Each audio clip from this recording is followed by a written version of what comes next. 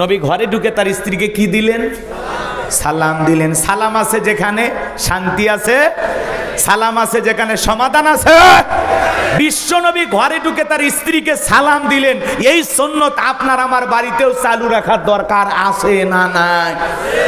তাহলে ঘরে ঢুকে আপনি আপনার বউকে কি দেবেন? আমি আমার বউকে কি দেব? পারবো তো ইনশাল্লাহ? কোনো কথা নাই, ঘরে ঢুকেই প্রথমে আসসালামু আলাইকুম রহিমা, কেমন আছো সোনা? ঘরের দরজাটা খোলো না, আমি তোমার লেটনের বাপ, তোমার দিওয়ানা। বউ খুশি হয়ে দরজা খুলবে, কথা বলেন ঠিক কি না? কিন্তু আমাদের ব্যবহার এত মিষ্টি না, এত মধুর না, এত সুন্দর না। আমাদের ব্যবহার বড় খারাপ। ঘরের দরজা যে চিৎকার মেরে ডেকে বলে, এ রুবেলের মাও দরজা খোল, বেশি দেরি হলে দরজা ভাঙ্গে ফেলে দিয়া তোর পিঠের ওপর আজ কি যে হবি রে। বউ ভিতর থেকে বলে, এটা স্বামী না সেকেন্ড আজরাইল। কথা কন ঠিক কিনা? ওই পুরুষ আবার বাহিরে যায় বলে, আমার বউ আমাকে বাঘের মতো ভয় করে। বাঘ একটা পশু জানোয়ার, তার মানে বইয়ের কাছে তুমি মানুষ হতে পারো নি। দুনিয়ার আর কারো কাছে গরম দেখাইতে পারে না, বইয়ের কাছে যা গরম দেখায়। এরকম পুরুষ আছে না নাই? এ চাচা, এই যে চাচা খুব দ্রুত লাগছে, ওটা বসা করেন না। একটা ঘন্টা দেন, তারপরে ভালো না লাগলে দোয়া করে দেবো। আগেই বলছি না?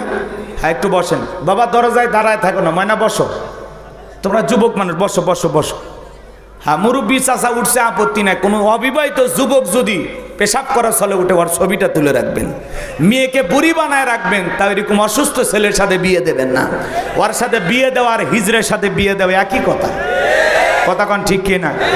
পুরুষের পেশাব লাগবে টাঙ্গাইল, ওই পেশাব করবি যায় বগুড়া, ওটা হলো পুরুষ। রাগ করছেন নাকি আপনারা? তাহলে ঘরে ঢুকে বিবিকে সালাম দেব। শোনেন, স্ত্রীকে প্রথমে সালাম দিবেন। যদি মানুষজন না থাকে তাহলে বইয়ের হাত ধরে মুসাফা করবেন। কার হাত? এ যুবক, কার হাত? পাশের বাড়ির ভাবির হাত না, ধরলে ঝাঁটা দিয়ে ফিটাবে। বইয়ের হাত ধরে মুসাফা করবেন। একেবারে যদি ময়দান ফাঁকা থাকে কোলাকুলিও সেরে নেবেন। একসাথে যদি বউকে সালাম দিতে পারেন, হাত ধরে মুসাফা করতে পারেন, 3 নম্বরে যদি কোলাকুলি করতে পারেন, আপনাদের দাম্পত্য জীবনে কোনোদিন অশান্তি থাকবে না। আপনাদের দাম্পত্য জীবনের উপরে আসমান থেকে আল্লাহর 3টা রহমত নাজিল হবে। চিৎকার মেরে বলেন সুবহানাল্লাহ। দাম্পত্য জীবনে এখনো অশান্তি। সকালবেলা বিয়ে করে বিকেলে তালাক দেয়, সন্ধ্যায় বিয়ে সকালে ডিভোর্স, আছে না নাই? দাম্পত্য জীবনে যদি সুখী হতে চান, রসুলের 4টে রোমান্টিক সুন্নত আপনার পরিবারে আমল করা লাগবে। কয়টা? কথা কয় না, কথা কয় না।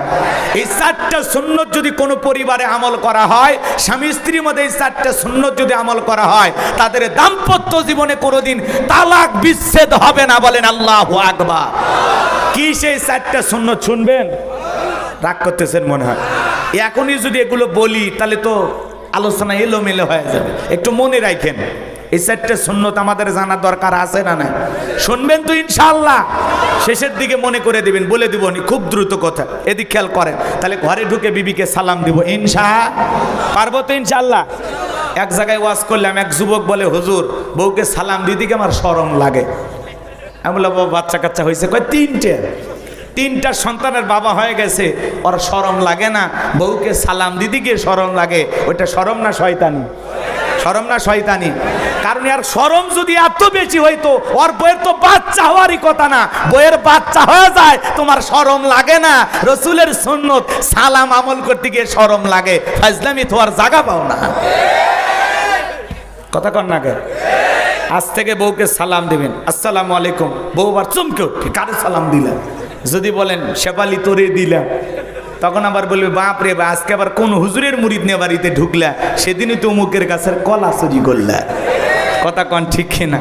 প্রথম 2-4 দিন বউ নিতে চাইবে না সালাম, তারপরে দিতে দিতে অভ্যাসে পরিণত হবে। যে স্বামী স্ত্রীর মধ্যে সালাম আদান প্রদান হয়, তাদের দাম্পত্য জীবনে একে অপরের প্রতি শ্রদ্ধা, বিশ্বাস, ভালোবাসা আল্লাহ বৃদ্ধি করে দেয়। যে স্ত্রী স্বামীকে সালাম দিবে আর যে স্বামী তার স্ত্রীকে সালাম দিবে, ওই মুখ দিয়ে কখনো বউকে গালি আসবে না। কথা কয় না? কোন হুজুরের কবিরাজের পানি পড়া লাগবে না, তাবিজ লাগবে না, সব রোগ আর সেরে দেব ইনশাআল্লাহ। হ্যাঁ, আল্লাহ কবুল করেন, জোরে বলেন আমিন। এখন ওই দিক সেদিক যাওয়ার কোনো সুযোগ নাই। বিশ্বনবী ঘরে ঢুকলেন, আম্মাজান আয়েশা বলেন রসুলের চেহারার আলোতে সুইটা কই পড়ে আছে আমি পরিষ্কার দেখতে পেয়েছি। আপনার আমার নবী কেমন দামি নবী, নবীর সম্মান মর্যাদা কত জানেন?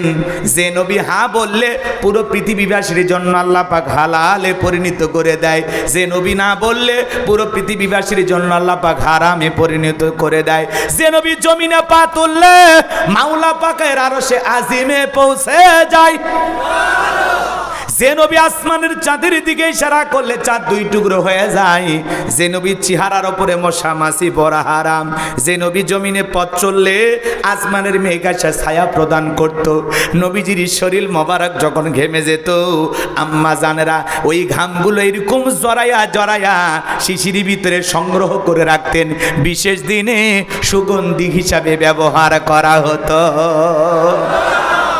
আপনার আমার নবীর সম্মান মর্যাদা কত, যদি সারা রাত আলোচনা করি তবুও শেষ হবে না। যেই নবীর চেহারার দিকে তাকাইলে ক্ষুধা নিবারণ হয়ে যাইতো। সুবহানাল্লাহ বলেন। মক্কা নগরীর একজন মহিলা, তার স্বামী মারা গেল, সন্তান তিনটা রাইখা বড় ছেলেটা ডেকে বলে মা কয়েকটা দিন অনাহারে থাকলাম, কেউ তো খবর নিতে আসলো না, এতিমের দরদ এতিম নবী ছাড়া কেউ বুঝবে না, চলো না মা একবার বিশ্ব নবীর দরবারে যায়। মহিলা তার তিনটা সন্তানকে নিয়ে বিশ্ব নবীর দরবারে হাজির হয়ে গেল। দুইটা ভাই যখন রসুলের চেহারার দিকে তাকাইছে, কয়েকদিনের অনাহারে ছিল, বড় ভাই ছোট ভাইকে ডেকে বলে ভাই এ কেমন মানুষের চেহারার দিকে তাকাইলাম, যার চেহারার দিকে তাকাইয়া আমার পেটের ক্ষুধা নিবারণ হয়ে গেছে। ছোট ভাই ডেকে বলে বড় ভাই আমারও তো একই কথা, এ কেমন মানুষকে দেখলাম গো, যার চেহারার দিকে তাকাইয়া মনে হয় আমার পেটের ক্ষুধা নিবারণ হয়ে গেছে, এই মাত্র পেট ভরে কি জানো খাইলাম। সুবহানাল্লাহ কোন।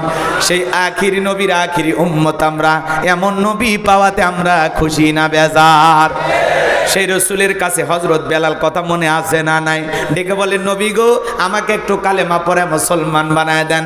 বিশ্ব নবী পড়ায়া দিলেন লা ইলাহা ইল্লাল্লাহু মুহাম্মাদুর রাসূলুল্লাহ সাল্লাল্লাহু আলাইহি ওয়াসাল্লাম। হযরত বেলাল কালেমা পড়ে মুসলমান হয়ে গেল। আমার নবী ডেকে বলে বেলাল রে কালেমা পড়ে মুসলমান হয়েছে কথা প্রকাশ করা যাবে না, কারণ ইসলামের অবস্থা এখন ভালো না, প্রকাশ করলে সমস্যা হতে পারে। বলেন তো বাজান ইসলামের অবস্থা কি সব সময় ভালো থাকে? কথা বলেন না কেন? রসুলের ওই সময় ইসলামের অবস্থা পরিবেশটা ভালো ছিল না। আজও তামাম পৃথিবীর দিকে তাকায়া দেখেন মুসলমানদের অবস্থা খুব একটা ভালো না। তামাম পৃথিবীর জালেমেরা পশ্চিমা বিশ্বের ওই সাদা চামড়ার দলেরা একত্রিত হয়েছে পৃথিবীর জমিন থেকে ইসলাম আর মুসলমানকে বিদায় করার জন্য। আজও নেতানিয়াহুর মতো টাকলা মাথা শয়তান, বর্তমান জামানার ফিরাউন, এরাও মুসলমানের রক্ত ঝরাইতেছে। ফিলিস্তিনের হাজার হাজার নিরপরাধ শিশু নারী বৃদ্ধ মানুষকে তারা দুনিয়ার জমিন থেকে বিদায় করে দিচ্ছে। কথা বলেন ঠিক কি না? মুসলমানের মসজিদে হাসপাতালে পর্যন্ত হামলা করে। বর্তমান পৃথিবীর সবচাইতে নর পশু, সবচাইতে নিকৃষ্ট জাতি হলো ইহুদিরা। মুসলমানের একটু দয়া করে আশ্রয় দিয়েছিল, এই আশ্রয় দেওয়ার কারণে আজকে তারা মুসলমানদের বিস্ফোরা হয়ে গেছে। কথা বলেন না কেন? যে হিটলার ফেসিবাদী সরকার ছিল, হিটলার ওই যে 7 লক্ষ ইহুদি মারছিল, ওই বেটা মরার আগে বইলে গেছে যে ইহুদি কেন মারছি, কয়েকটা ডিম বাচ্চা রেখে গেলাম, পরে টের পাই না। তো হিটলার যা করছিল ঠিক করেছিল, এই 2-4টে যে বাঁচায় রাখছে এগুলো শেষ করা লাগতো। ইহুদিদের সংখ্যা কিন্তু খুব বেশি না, এরা হলো 1.5 কোটি, 15 মিলিয়ন। কথা কি বুঝতে পারছেন? সংখ্যায় খুবই কম, কিন্তু সংখ্যায় কম হইলেও এদের মাথায় খুব শয়তানি বুদ্ধি। কথা কি বুঝতে পারছেন? পৃথিবীর বড় বড় মার্কেটগুলো এদের দখলে। আপনি ব্যবহার করেন না ইউনিলিভারে যে প্রোডাক্টগুলো আছে, পণ্যগুলো আছে, ব্যবহার করেন না? সানসিলিক, ডাব, লাক্স আছে না? খান না কোকোকোলা, 7 আপ? কথা কয় দেখে সব কার? ওই ইহুদিদের। আপনি খাইতেছেন কোকোকোলা, এটা টাকা না, এটা কোকোকোলা না, এটা বোমা। আপনি খাইতেছেন, এই টাকা দিয়া ওরা বোমা তৈরি করে মুসলমানকে মারবে। এজন্য এগুলো খাওয়া যাবে না, এদের পণ্যগুলো বর্জন করতে হবে, বয়কট করতে হবে। কথা বলে ডেকে না? আমরা তো ওদের সাথে সরাসরি যুদ্ধে অংশগ্রহণ করতে পারতেছি না, কিন্তু অর্থনৈতিকভাবে ওদেরকে দুর্বল করে দিতে হবে। এই জন্য ওদের কোনো পণ্য বাজার থেকে ক্রয় করে বাড়িতে নিয়ে যাওয়া যাবে না, এতটুকু করেন। অন্য যে প্রোডাক্টগুলো পাওয়া যায় দোকানে যায় ডাইরেক্ট বলবেন, ভাই ইসরায়েলি যে পণ্য আছে ওগুলো বাদ দিয়ে দেন। কথা কন, পারবেন না? যাই হোক, কথা বলতে গেলে অনেক বলা যায়। আজকে তাম পৃথিবীর জালেমেরা ঐক্যবদ্ধ হয়েছে ইসলাম আর মুসলমানের বিরুদ্ধে ষড়যন্ত্র করে এই জমিন থেকে ইসলাম আর মুসলমানকে বিদায় করে দিতে চায়। গরুর গোস্ত খাওয়ার অপরাধে ভারতে মুসলমান মারে, কাশ্মীরে মুসলমান মারে। আজও তাম পৃথিবীতে এই চীনের দিকে তাকায় দেখেন, চীনের উইঘুরের মুসলমানদেরকে ধরে নিয়ে এসে উলঙ্গ কইরা মুরগি কেটে কেটে যেমন পিস পিস করা হয়, মুসলমানদেরকে কেটে কেটে পিস পিস করতেছে। চিৎকার মেরে বলেন নাউজুবিল্লাহ। এই চীনের ভিতরে গত এক দেড় বছরের মধ্যে প্রায় 150টা মসজিদ ওরা গুড়িয়ে দিয়েছে, ভেঙে ফেলে দিয়েছে। 2.5 কিলোমিটারের মধ্যে একটা মসজিদ থাকবে ওদের ভাষ্য। কথা কি বুঝতে পারছেন? অল্প সময়ের মধ্যে প্রায় শত শত মসজিদ তারা গড়িয়ে দিয়েছে। রাগ করেন না বাজান, মন খারাপ জান কইরেন না, বিষয়গুলো বোঝার চেষ্টা করবেন। ওরা কিন্তু আমাদের বন্ধু না। চীন আপনার বন্ধু না, আমেরিকা আপনার বন্ধু না, রাশিয়া আপনার বন্ধু না, ভারতের দাদা আমাদের বন্ধু না। এরা মুসলমানকে নিজেদের স্বার্থে ব্যবহার করে, কিন্তু আমরা বড় বোকা, খাই বারবার ধোকা, এরপরে ওদেরকে আমরা চিনি না। বিজাতি কোনোদিন মুসলমানের বন্ধু হয়? ওই যে চাকমা মুসলমানের সাথে বন্ধুত্ব করেছিল, ওই চাকমা বন্ধুরা কি করলো? মুসলমানকে মাইরে আবার গোস্ত রান্না করে। কথা কয় না, কথা কয় না, কথা কয় না। তো বিজাতিরা মুসলমানের বন্ধু হতে পারে না, এটা মাথায় রাখবেন। ওরা যদি আপনার বন্ধুত্বের হাত বাড়ায়, বুঝবেন এর ভিতরে এটা বন্ধুত্বের হাত না, এটা মরার ফাঁদ। এটা মাথায় রাখা লাগবে। আমরা তো বুঝি না, তাম পৃথিবীর বড় বড় লিডার যারা, এক একটা চেহারা বানরের মতো, হনুমানের মতো। এ কথা কর না, দেখতে মনে হয় মানুষ, কিন্তু আসলে মানুষ না, এরা পশু, মানবরূপী পশু। উলাইকা কাল আনাম বাল হুম আদল। এরা চতুষ্পা জঙ্গলি জানোয়ারের চাইতে নিকৃষ্ট, কারণ এদের হাতে মুসলমানের রক্ত লেগে আছে। কথা বলেন ঠিক কিনা? মনে রাখবেন, তাম পৃথিবীর জালেমেরা যারা মুসলমানের রক্ত নিয়ে খেলা করতেছে, মনে রাখবেন শেষ পরিণতি হলো পরাজয়, মুসলমানদের শেষ পরিণতি হলো বিজয়। বিজয় আমাদের হবে ইনশাআল্লাহ। চলেন সামনের দিকে যাই। বাজান গো, আমার যে কথা বলতে চাচ্ছিলাম, হযরতে বেলাল ডেকে বলেন, নবী গো, আমি কালেমা পড়ে মুসলমান হয়েছে, আপনি শুধু দোয়া করেন মৃত্যু পর্যন্ত যেন কালেমার পথে টিকে থাকতে পারি। আমি বেলালের জীবনের কোনো দাম নাই। ও নবী, আমার মনি ওমায়াকে বলেছিলাম উট দুম্বা ছাগল পেশাব পায়খানা করে দেয়, এই ঘরে থাকতে আমার বড় কষ্ট হয়। ওমায়া ডেকে বলে, বেলাল রে, উট্টুম্বা ছাগলের দাম আমার কাছে আছে, কিন্তু তোর মতো কালো হাফসি বেলালের দাম আমার কাছে নাই। জোরে কর নাউজুবিল্লাহ। ডেকে বলে, নবী গো, আমার জীবনের কোনো দাম নেই, আপনি আমার জন্য দোয়া করেন। এই কথা বলে হযরতে বেলাল চলে আসলেন। সকালবেলা হয়ে গেল, সূর্য উদয় হয়ে গেছে, অনেকটা বেলা হয়ে গেছে। হযরত বেলাল দরজা খোলে না। অন্যান্য চাকর বাকর যারা আছে ওরা ওমায়ের কাছে নালিশ নিয়ে গেল, ওমাইয়া গো, এখন পর্যন্ত বেলাল দরজা খোলে নাই, উট্টুম্বা ছাগলের পেশাব পায়খানা পরিষ্কার করে নাই, তাই নাকি? বলে হ্যাঁ। এইবার দরজা এসে ডাক দেয়, বেলাল দরজা খোল। হযরতে বেলাল দরজা খোলে না, জোরে করে ধাক্কা মারছে, দরজা খুইলা গেছে। এইবার উমাইয়া তাকায় দেখে সেই রাত্রিতে হযরত বেলাল কালেমা পড়ে মুসলমান হয়েছে। ওই রাত্রিতে একটা উট্টুম্বা ছাগলের কাছে কোনো পেশাব পায়খানা নাই। আল্লাহু আকবার। এইবার উমাইয়া ডেকে বলে, চাকরের দল, বেলালের বিরুদ্ধে মিথ্যা অভিযোগ দাও। তোমরা যখন ঘুমাচ্ছিলে বেলাল তখন ময়লা আবর্জনা পরিষ্কার করেছে, তাকায় দেখো না একটা উট দুম্বা ছাগলের কাছে কোনো পেশাব পায়খানা নাই। আল্লাহু আকবার বলেন। এইবার ডেকে বলে, যাও নিজেদের কাজ করো। এই কথা বলে এক পা দুপা করে বেলালের কাছে গেলেন। হযরত বেলাল মাথা টানত করে দেয়ালের সাথে পিঠটা হেলান দিয়া জিহ্বা নাড়ায়া জিকির করে কার।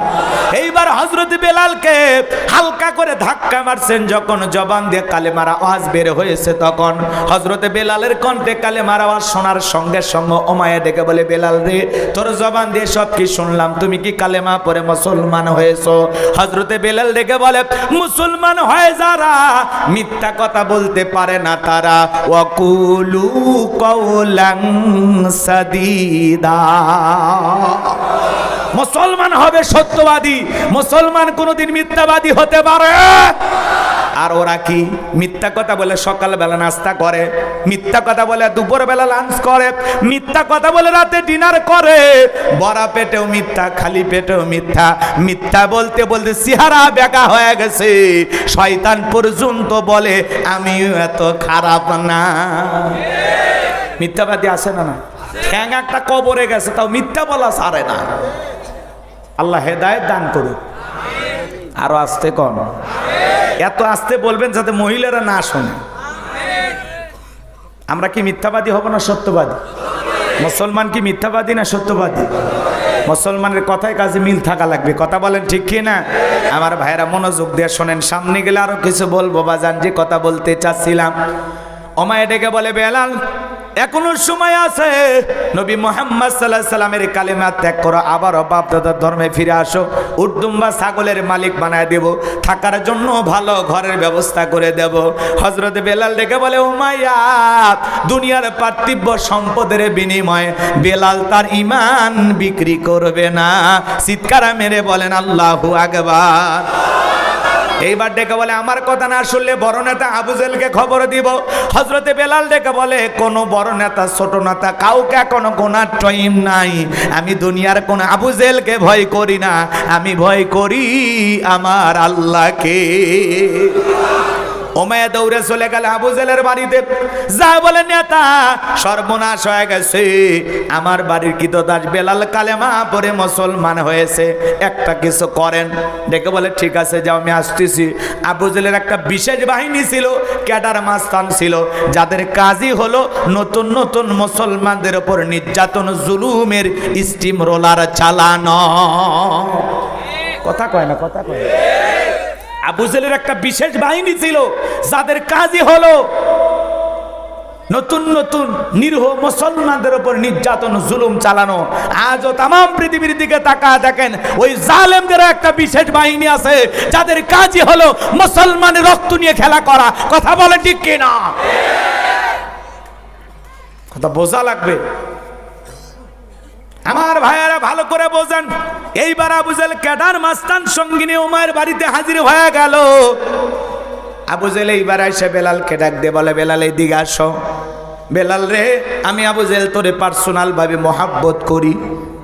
বেলাল, তোমার উট দুম্বা ছাগল লাগলে মালিক বানায় দেব, থাকার জন্য ঘর বাড়ি লাগলে দিয়ে দেব, ব্যবসা বাণিজ্য যদি করতে যাও দেড়হাম টাকা পয়সা যা লাগে আমি আবু জেহেল দেব। একটা লোভনীয় প্রস্তাব হযরত বেলালকে দেওয়া হলো। বেলাল রে, একটাই দাবি, নবী মুহাম্মদ সাল্লাল্লাহু আলাইহি সাল্লামের দল ত্যাগ করে আমাদের দলে আসবি।